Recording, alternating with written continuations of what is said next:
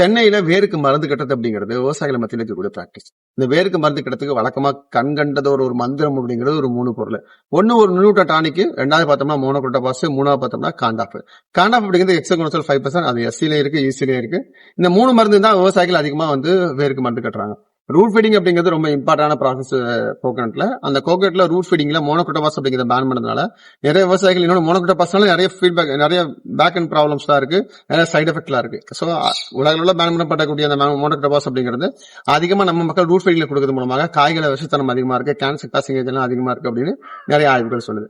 அப்ப இந்த மோனோகுரோட்டோபாஸை தவிர்த்துட்டு நீங்க ரூட் ஃபீடிங்ல வேற என்ன மருந்து கட்டுறது மூலமாக அதே ரைனோசோஸ்பீட்டல் கண்ட்ரோல் பண்ண முடியும், இடியோபேட்டிக் மெடிசன் கண்ட்ரோல் பண்ண முடியும், இல்ல காய்கள் குறும்பு கொட்ட பிரச்சனை கண்ட்ரோல் பண்ண முடியும். அந்த மாதிரி இந்த காம்பினேஷன் பதிலாக ஆல்டர்னேட்டிவ் காம்பினேஷன் என்ன அப்படிங்கிறத பார்த்தீங்கன்னா பெரிய ஆராய்ச்சி அப்படிங்கிற மக்கள் மத்தியில் போயிட்டு இருக்கு. ஸோ லாஸ்ட் ஒரு 2 to 3 இயர்ஸா பார்த்தோம்னா மோனோகுரோட்டோபாஸ்க்கு ஆல்டர்னேட்டிவா இந்த அபாமெக்டின் அப்படிக்கூடிய மருந்து நிறைய விவசாயிகள் கட்ட ஆரம்பிச்சாங்க.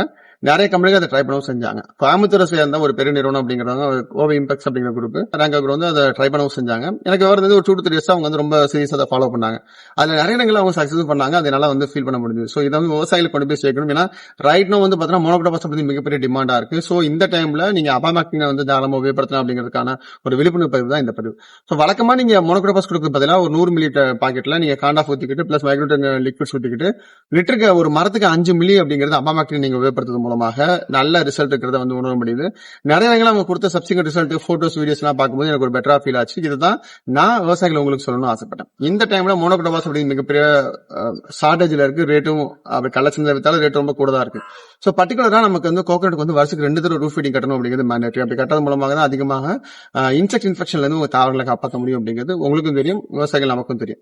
ஸோ அதுக்காக தான் இந்த அபாமெக்டின் அப்படிங்கக்கூடிய மருந்தை ஒரு பாக்கெட்டுக்கு 5 மில்லி, அதாவது ஒரு மரத்துக்கு 5 மில்லி அப்படிங்கிற காம்பினேஷன்ல நீங்க தனியை கலந்து உபயோகப்படுத்தும் மூலமாக அதிகப்படியான மோனோகுரோட்டோபாஸ் கொடுத்த என்னென்னலாம் ப்ராப்ளம் கண்ட்ரோல் ஆகுமோ same kind of problem, particular mites infection control ஆகும்.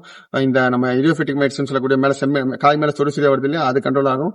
இன்னொன்று பார்த்தோம் அப்படின்னா நம்ம ரைனோசோஸ்பீட்டல் இன்ஃபெக்ஷன் கூட கண்ட்ரோல் ஆகும் அப்படிங்கறத இது மூலமா சொல்லக்கூடிய விஷயங்கள்.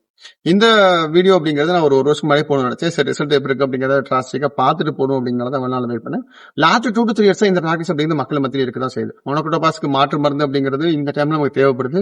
ஸோ காஸ்ட் வைஸா கம்பேர் பண்ணும்போது மோனோகுரோட்டோபாஸோட கம்மியாகவும் தான் வருது. சேம் சேல பார்க்கும்போது பார்த்தோம் அப்படின்னா நம்ம கண்ட்ரோல் மெஷர் கம்பேர் பண்ணும்போது அதை விட கொஞ்சம் அட்வான்ஸாக இருக்கு. மண்ணுக்கோ மனுஷனுக்கோ கன்சம் பண்ற நமக்கோ எந்த வகையிலுமே பிரச்சனை இல்லை அப்படிங்கிறது தான் இது சொல்லக்கூடிய விஷயங்கள்.